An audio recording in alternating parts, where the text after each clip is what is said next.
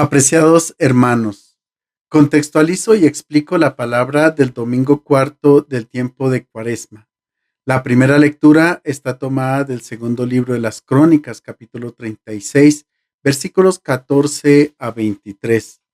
Se trata de una evaluación que hace el pueblo de Israel acerca de la situación difícil y dramática por la que tuvo que pasar, la situación del exilio en Babilonia. Ellos quieren saber realmente cuáles fueron las causas del exilio, cómo Dios se comportó de esa manera con ellos, qué fue lo que pasó. Hay que atender que estamos en una mentalidad que corresponde al siglo cuarto antes de Cristo, con unas categorías teológicas y antropológicas particulares. Según ellos, el hombre a lo largo de la vida, si se comportaba bien, recibía muchas bendiciones. Si se comportaba mal, entonces castigos. De igual manera, cuando morían, todos iban a un mismo lugar, al Sheol, donde, como dice el Salmo 88, todos vagaban como sombras que estaban en un lugar de silencio, de tinieblas, privados de toda alegría. Ellos pensaban de esa manera. Escuchemos el texto. También las autoridades de Judá, los sacerdotes y el pueblo multiplicaron sus infidelidades, imitando las prácticas infames de los pueblos paganos y profanando el templo que el Señor había consagrado en Jerusalén. El Señor, Dios de sus padres, les enviaba continuamente mensajeros porque sentía lástima de su pueblo y de su morada. Pero ellos se burlaban de los mensajeros de Dios, se reían de sus palabras y se burlaban de los profetas, hasta que la ira del Señor se encendió sin remedio contra su pueblo. Los babilonios incendiaron el templo, derribaron la muralla de Jerusalén, prendieron fuego a todos sus palacios y destrozaron todos los objetos de valor. Se llevó desterrados a Babilonia a los supervivientes de la matanza y fueron esclavos suyos y de sus descendientes hasta el triunfo del reino persa. Así se cumplió lo que anunció el Señor por Jeremías, y la tierra disfrutó de su descanso sabático todo el tiempo que estuvo desolada hasta cumplirse 70 años. El año primero de Ciro, rey de Persia, el Señor, para cumplir lo que había anunciado el profeta Jeremías, movió a Ciro, rey de Persia, a promulgar de palabra y por escrito en todo su reino el siguiente edicto. Así habla Ciro, rey de Persia. El Señor, el Dios de los cielos, me ha dado todos los reinos de la tierra. Él me ha encargado que le edifique una casa en Jerusalén, en Judá. Quien de entre vosotros pertenezca a su pueblo, sea su Dios con él y suba. El texto nos dice que el exilio en Babilonia ocurrió debido a dos causas principales. En primer lugar, Dios enviaba profetas al pueblo y el pueblo despreciaba las palabras de estos enviados de Dios. Los llenaron de escarnio y los persiguieron. Por otra parte, no habían cumplido la norma explícita en el libro del Levítico, capítulo 26, donde los israelitas debían trabajar 6 años la tierra y al séptimo año dejarla libre para permitir a los pobres y a los animales nutrirse de los frutos espontáneos del terreno. De hecho, que estando en cautiverio, la tierra por fin pudo descansar 70 años. Estas son las dos causas del exilio y entonces aparece la figura de un Dios totalmente malhumorado y susceptible, un Dios que se llena de ira. ¿Cómo explicar entonces que al exilio hayan ido los justos y también los pecadores? ¿Cómo explicar las desgracias que afligen a los justos y la prosperidad que muchas veces disfrutan los malvados. A veces nosotros constatamos lo mismo hoy y decimos, entre más cerca estoy del Señor, mire cómo me va.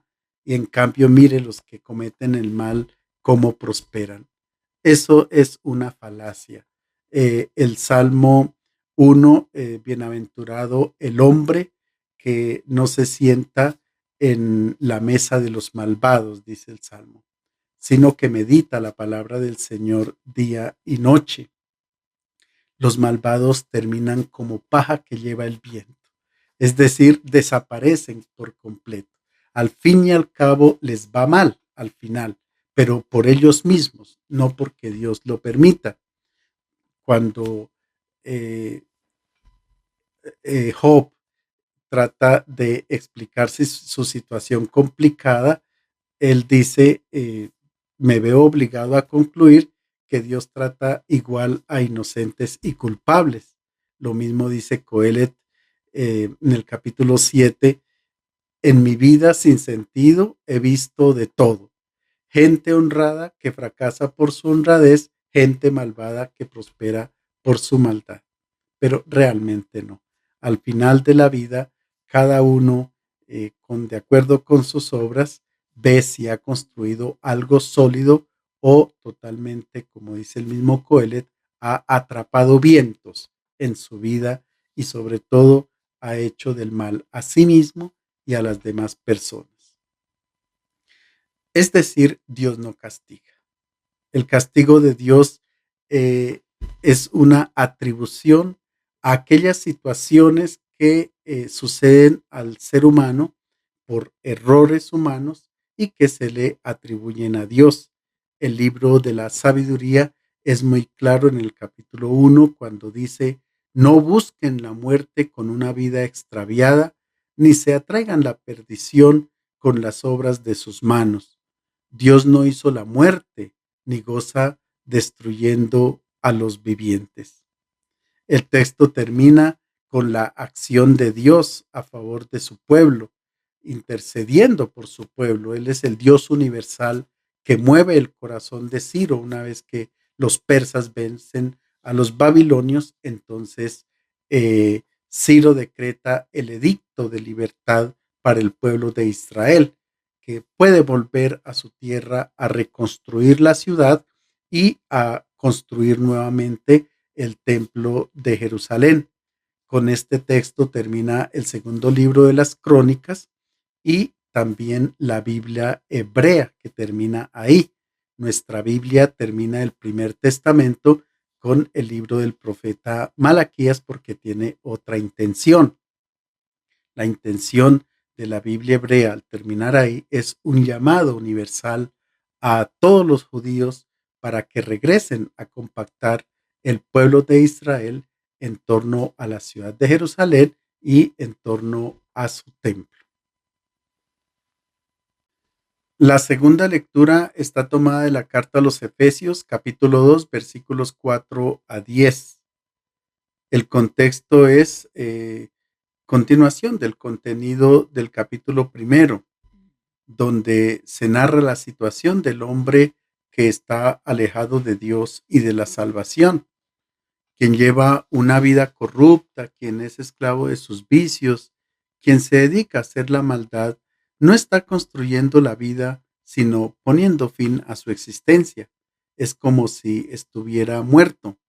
El apóstol ha tenido una vida, una experiencia similar antes de haberse convertido al cristianismo, antes de haber abrazado la fe en Jesucristo. El texto dice lo siguiente: hermanos, Dios rico en misericordia, por el gran amor que nos tuvo, estando nosotros muertos por nuestros pecados, nos hizo revivir con Cristo. Ustedes han sido salvados gratuitamente. Con Cristo Jesús nos resucitó y nos sentó en el cielo, para que se revele a los siglos venideros la extraordinaria riqueza de su gracia y la bondad con que nos trató por medio de Cristo Jesús. Porque ustedes han sido salvados por la fe, no por mérito propio. sino por la gracia de Dios, y no por las obras, para que nadie se gloríe. Somos obra suya, creados por medio de Cristo Jesús para realizar las buenas acciones que Dios nos había asignado como tarea. Hay un fuerte contraste entre la mentalidad y el pensamiento de la primera lectura y el pensamiento aquí que trae el texto a los Efesios. Se afirma enfáticamente que la salvación no es un premio a nuestras obras, sino un don completamente gratuito del Padre. Por tanto, nadie debe vanagloriarse de sus obras. Y no es un comercio con Dios. No es que yo hago buenas obras y entonces pido a Dios que me dé la salvación porque me la merezco. De ninguna manera. Es Dios en su infinito amor que nos llama a la salvación a todos nosotros. Por pura gracia. Nosotros nos salvamos por la fe en Cristo Jesús, dice el apóstol. Y todo lo que hacemos no es otra cosa que una respuesta al amor de Dios, porque lo que hacemos es la señal, el signo visible de que Dios nos acoge en cada momento de nuestra vida y por tanto siempre obramos el bien. El Evangelio está tomado de San Juan, capítulo 3, versículos 14 a 21. Se trata del encuentro y del diálogo de Jesús con Nicodemo, un episodio que solamente lo trae el Evangelio de Juan. ¿Quién era Nicodemo? Nicodemo hacía parte de la secta de los fariseos y tal vez pertenecía al Sanedrín, que era el máximo consejo de autoridad religiosa que existía en Israel. Nicodemo va durante la noche al encuentro con Jesús. Nos lo imaginamos mirando a un lado y otro y pasando sigilosamente por los muros o las construcciones de Jerusalén para no ser visto por nadie. Aprovecha la oscuridad y el silencio de la noche para ir donde Jesús. Él quiere hablar con aquel joven rabino de Nazaret que ha venido de parte de Dios para enseñar. A pesar del diálogo que tienen los dos, el evangelista no nos deja saber en qué terminó realmente y cuál fue la reacción final de Nicodemo. Nos toca apenas imaginar por las recurrencias que aparecen en el Evangelio de Juan. Cuando Nicodemo va donde Jesús era de noche, eh, y uno dice, ¿y por qué? ¿Y a qué va? Acordémonos que dentro de la narración del Evangelio de Juan ocurre el episodio en que Jesús expulsa a los vendedores y compradores del templo de Jerusalén. Expulsa a todos los mercaderes porque han hecho de la casa del Padre una casa de oración, la han hecho una cueva de ladrones. Entonces Jesús está purificando el culto en Israel. Y esto pues ha llamado la atención y ha enfurecido también a los jefes del comercio que eran los sumos sacerdotes Anás y Caifás. Y por supuesto los fariseos han visto en este gesto de Jesús un gesto profético y quieren saber entonces por qué Jesús hace eso. Es una manera de entender el texto. La otra manera es que Nicodemo mismo quiere confrontarse con Jesús, quiere confrontar sus tradiciones religiosas y quiere ver que Jesús le esclarezca seguramente muchas dudas, pero sobre todo también el gesto que él ha cumplido en el templo de Jerusalén. Ahora, ¿por qué en la noche? La noche era el momento privilegiado en que los rabinos estudiaban y meditaban la palabra. Dios mismo, cuando le confía la misión a Josué, el sucesor de Moisés, le dice lo siguiente: Medita de día y de noche el libro de esta ley, teniéndolo siempre en tus labios. Y el Salmo 1 dice, bienaventurado el hombre que se complace en la ley del Señor y en su ley medita de día y de noche. La noche es el tiempo oportuno para interiorizar la palabra. Y no solamente la palabra, sino para entrar dentro de nosotros mismos. Todos aquellos interrogantes que surgieron durante la jornada y que no los podemos atender por la actividad cotidiana, vuelven a salir en la noche, emergen en la noche. Los evangelios presentan también a Jesús orando en la noche. Es un tiempo realmente propicio para poder entrar en relación consigo mismo, pero también con Dios. Nicodemo entonces quiere buscar una luz también para su vida y para la realidad que está viviendo el pueblo de Israel. Y ya habían tenido un diálogo con Jesús acerca del bautismo. Jesús le dice que hay que nacer de nuevo y él piensa que hay que volver al seno de la madre. Dice Jesús, no, lo que pasa es que lo que nace del espíritu es espíritu y lo que nace de la carne es carne, por tanto hay que nacer del agua y del espíritu. Ahora bien, miren cómo se dirige Jesús a Nicodemo en esta primera parte del diálogo. Como Moisés en el desierto levantó la serpiente, así ha de ser levantado el Hijo del Hombre, para que quien crea en él tenga vida eterna. Nos parecen palabras enigmáticas. Personalmente no me gustaba que comparáramos a Jesús con la serpiente que levantó Moisés en el desierto. No me gustaba esa imagen precisamente porque no la entendía, no la lograba interiorizar y comprender realmente en su sentido. Aparece el verbo levantar, levantar de la tierra, exaltar. Y dos veces más en el Evangelio de Juan en el capítulo 12. Jesús, para definir su propia identidad, dice, cuando yo sea exaltado, levantado de la tierra, ustedes sabrán quién soy yo. Y la otra cita dice, cuando yo sea levantado de la tierra, atraeré a todos hacia mí. Ese verbo también nos gusta a nosotros dentro de la lógica humana, ser exaltados, ser levantados, pero de otra manera, muchas veces con el afán de poder, de codicia, etcétera, queremos surgir, ser levantados, no importa las circunstancias con que lo hagamos. No, en la Biblia aparece el verbo levantar en un contexto concreto. En el capítulo 53 del libro de Isaías, en el cántico del siervo sufriente, se habla de que este siervo será exaltado y elevado. Pero enseguida se dice que es como un cordero conducido al matadero, que no abría la boca, que fue despreciado, que humillado fue sin ninguna estima, etcétera.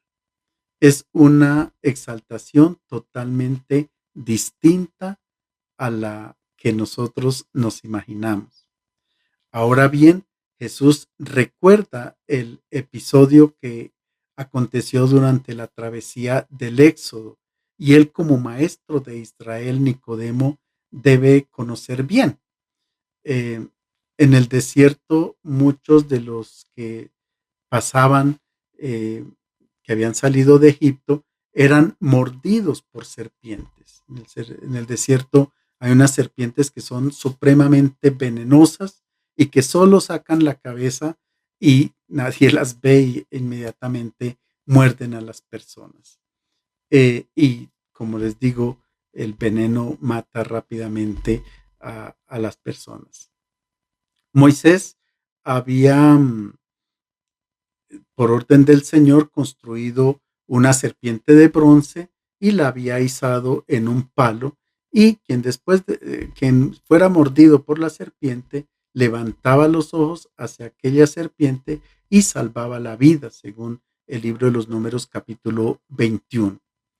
Sin embargo, esto hace parte de unas creencias un poco mágicas e idolátricas en la antigüedad. Incluso en el templo de Jerusalén se conservaba una serpiente de bronce que se decía que era la que había hecho Moisés. Eh, Era difícil realmente establecer qué fue lo que pasó durante el recorrido del Éxodo, pero el mensaje es claro y los rabinos lo debían saber. Los israelitas no se sanaban por mirar a la serpiente, sino porque elevaban el corazón hacia Dios. Era el Señor el que salvaba y no la serpiente de bronce. El libro de la sabiduría en el capítulo 16 justamente dice que el que se volvía a ella, es decir, a la serpiente de bronce, se sanaba, no en virtud de lo que veía, sino gracias a ti, Salvador de todos. Dice el libro de la sabiduría leyendo el episodio de la serpiente. Lo que para los hombres es exaltar, levantar, para Dios en su lógica es distinto. La gloria del hombre que da la vida por amor es una exaltación. El hombre auténtico que ha donado su vida es el hombre verdadero y es Jesús de Nazaret. Y por eso se nos invita a creer en este hombre exaltado. A lo largo de nuestra vida hay muchas serpientes que nos muerden, que nos envenenan, que no nos dejan vivir la vida auténtica, sino que muchas veces nos matan, nos dañan la vida. Todo lo que es pasajero, lo que deshumaniza, eh, lo que atenta contra la dignidad humana, eso es un veneno. Así que dentro de nosotros hay mucho veneno cuando la codicia de acumular todo, del poder, la envidia, los rencores, todo eso nos envenena dentro. Solo si miramos a la cruz, si miramos a Jesús exaltado, inmediatamente somos sanados.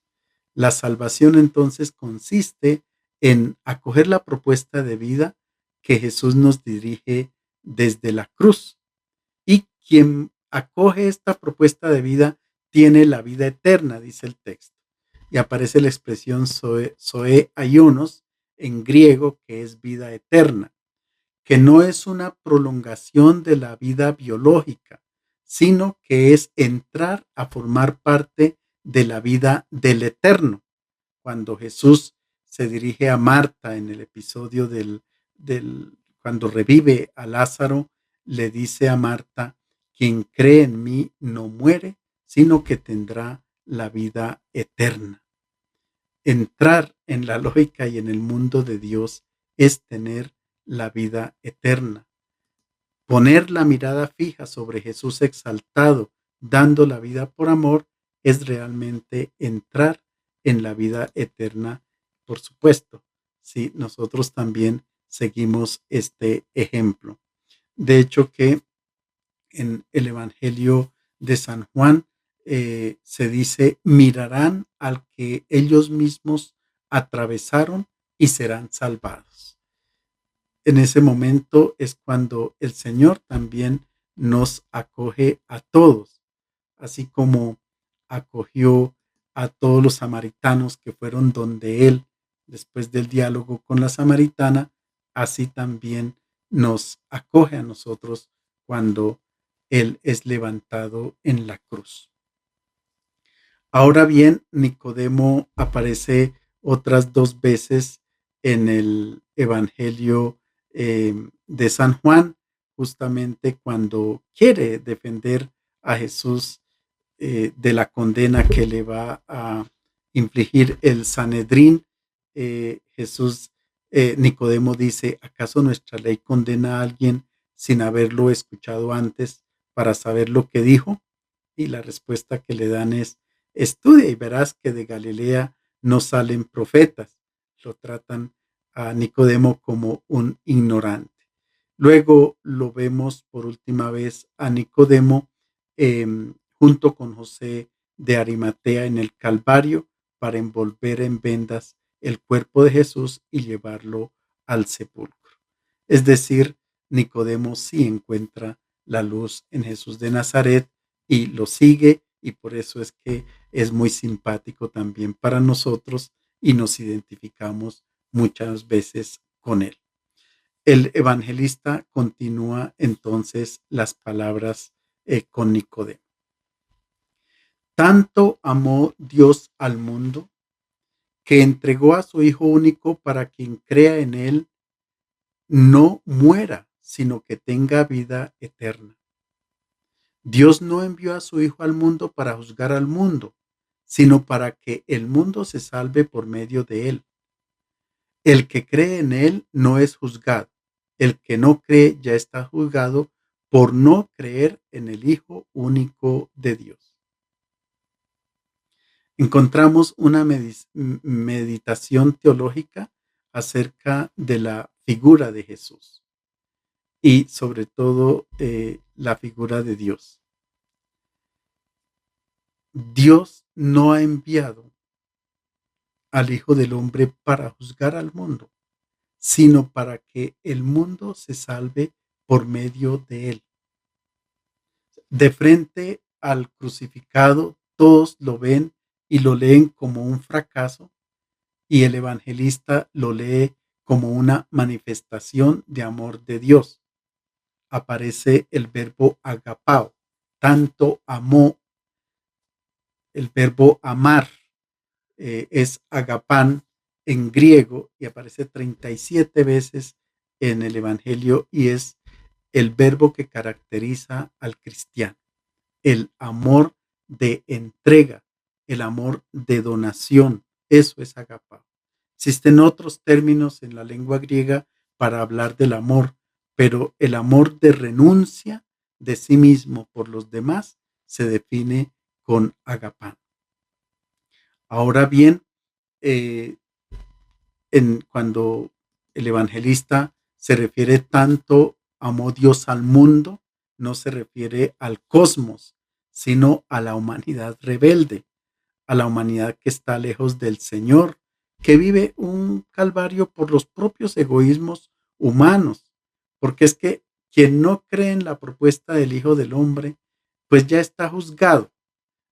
En un mundo de egoísmo, vino uno que es realmente capaz de amar y de amar hasta dar la vida.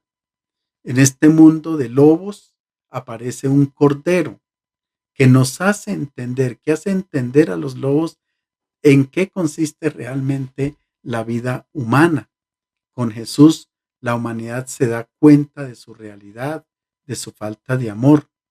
El juicio de Dios entonces es la manifestación de Dios en su amor, cuando nuestro egoísmo sale a flote y se pone en evidencia. La salvación no es que nos escapamos de un peligro o ir al paraíso después de una bellísima confesión, no.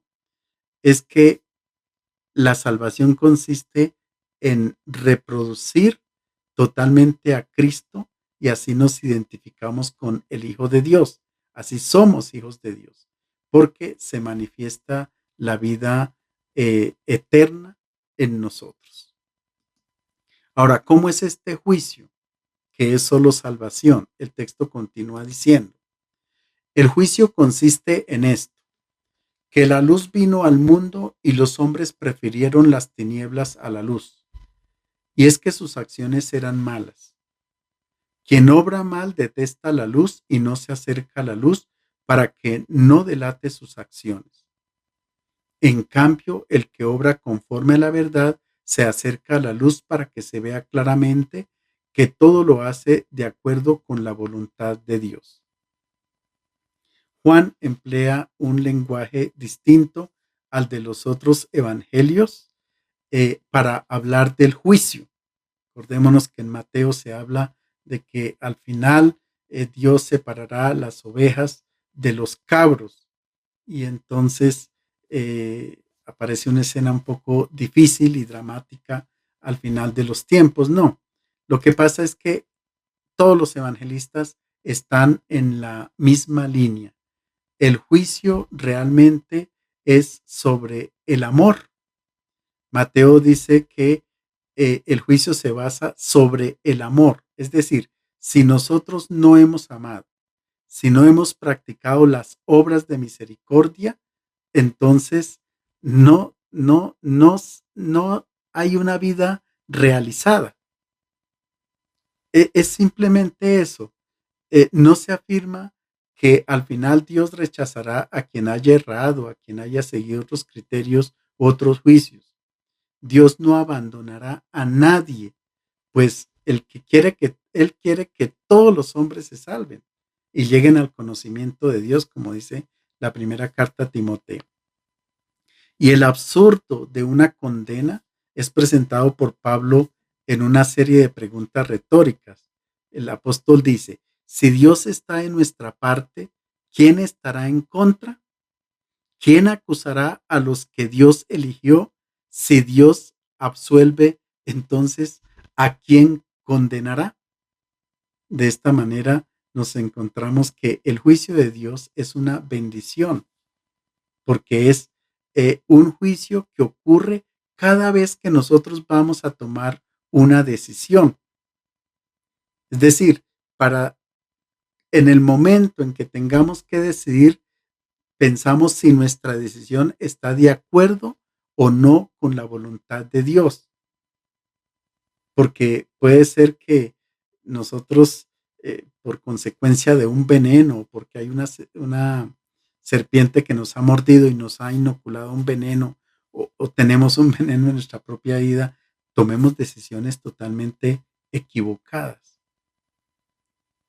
La luz viene del hombre que fue levantado en la cruz. El juicio viene desde la cruz.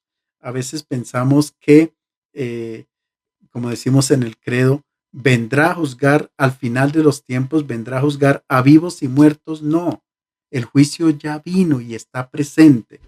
El juicio se hace desde la cruz, eh, no desde un tiempo futuro y como un acumular de cuentas, una rendición de cuentas. No, no, no, no, no. San Mateo nos dijo que Jesús estaba con nosotros todos los días al fin, hasta el fin del mundo. Entonces, el juicio viene desde la cruz. Cuando nosotros tomamos decisiones que van en concordancia del amor, de la donación de la vida, nosotros estamos justamente en el pensamiento de Dios. Cuando tomamos decisiones distintas, esas decisiones corresponden a nuestro propio egoísmo. La invitación, queridos hermanos, entonces es a levantar los ojos hacia Dios, hacia el exaltado, hacia Jesús crucificado, evitar las serpientes que están en torno dentro de nosotros, que nos deshumanizan y que no nos dejan manifestar el amor de Dios a nuestros hermanos. Les deseo a todos un feliz domingo.